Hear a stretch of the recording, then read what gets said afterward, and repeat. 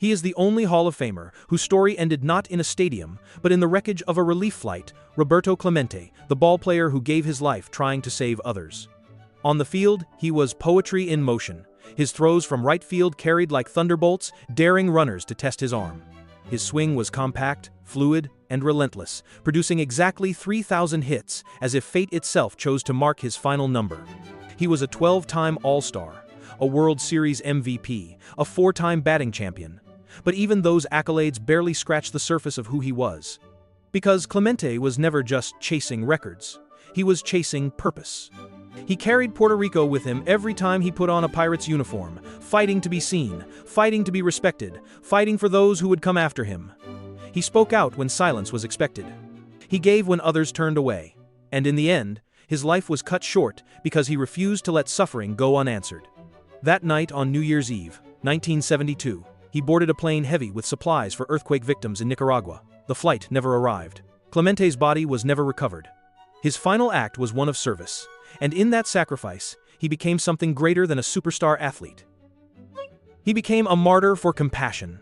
So how do we remember him today? Was he one of the most complete players ever to step on a baseball diamond, or was his true greatness found far beyond the white chalk lines in the lives he touched and the legacy he left behind? Roberto Enrique Clemente Walker was born on August 18, 1934, in the Carolina barrio of Puerto Rico. His family lived in a modest wooden house with dirt floors and tin roof, surrounded by sugarcane fields. His father worked long, grueling hours loading trucks at a sugar mill.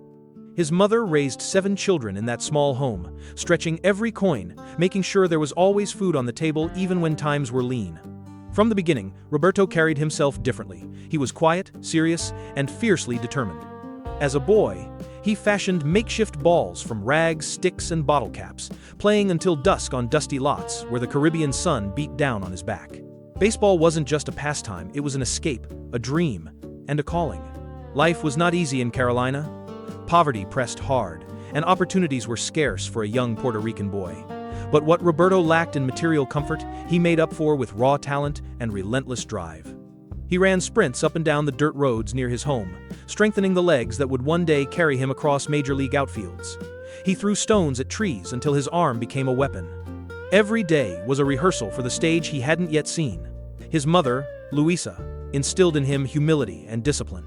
His father, Melchor, showed him the dignity of hard work. Together, they gave him the backbone to withstand ridicule, the prejudice he would face later, and the will to persevere, no matter the odds. In those early years, nobody in Carolina could have known that the skinny boy with a patched-up glove and a restless spirit would one day carry the hopes of an island on his shoulders. But Roberto Clemente was already preparing for more than just a career. He was preparing for a destiny. The first real turning point came when scouts began to notice the wiry teenager whose throws seemed to defy logic. At just 16, Clemente was already playing in Puerto Rico's top amateur leagues, his reputation spreading quickly across the island.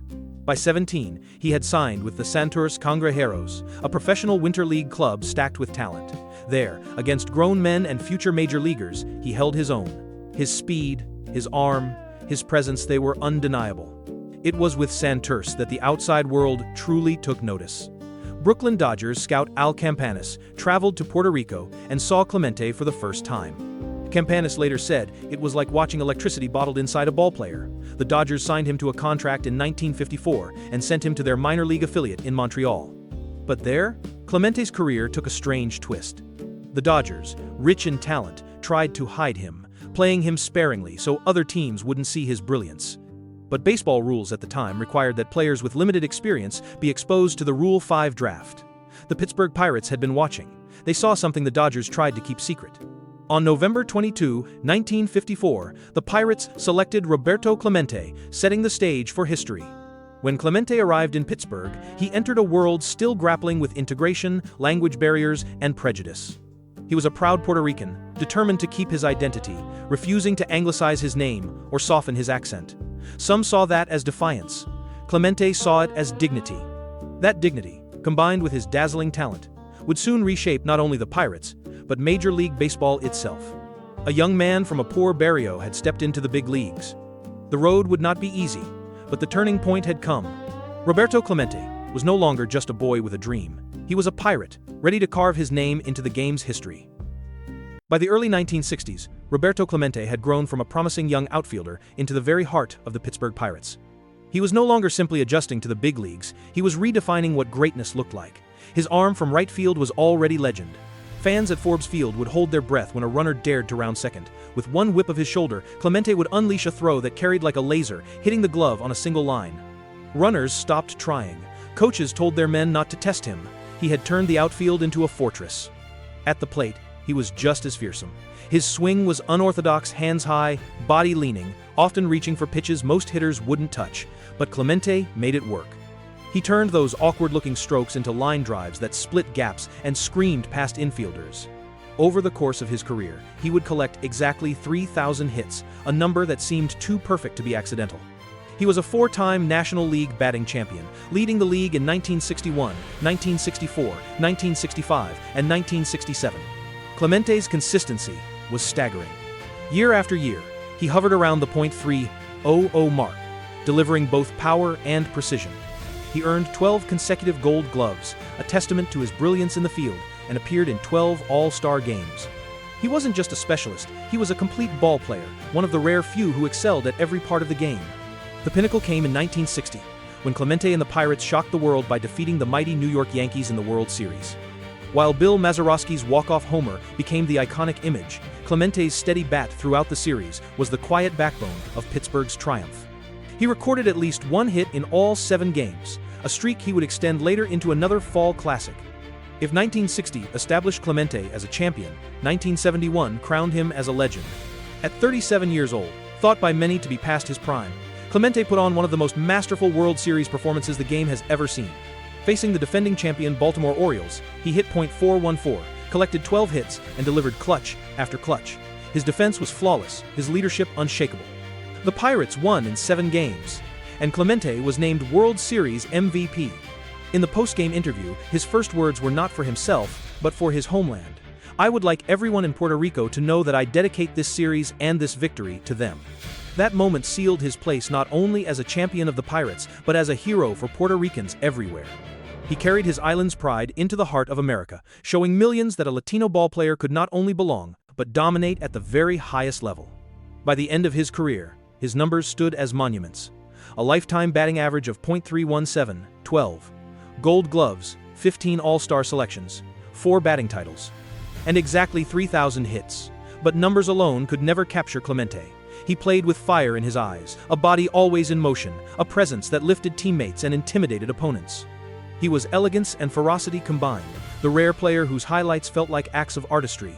Even as the accolades piled up, Clemente remained restless. He saw his platform not just as a place for glory, but as a responsibility. He visited hospitals, donated money, and spoke out against injustice in an era when few athletes dared. He once said, "Anytime you have an opportunity to make a difference in this world and you don't, then you are wasting your time on Earth." Those words, like his swing, carried weight.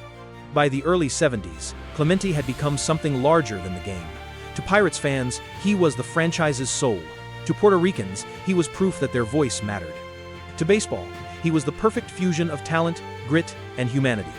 And on September 30th, 1972, when he struck that final double for career hit number 3,000, it felt like history had paused for him, giving him a curtain call before fate turned the page.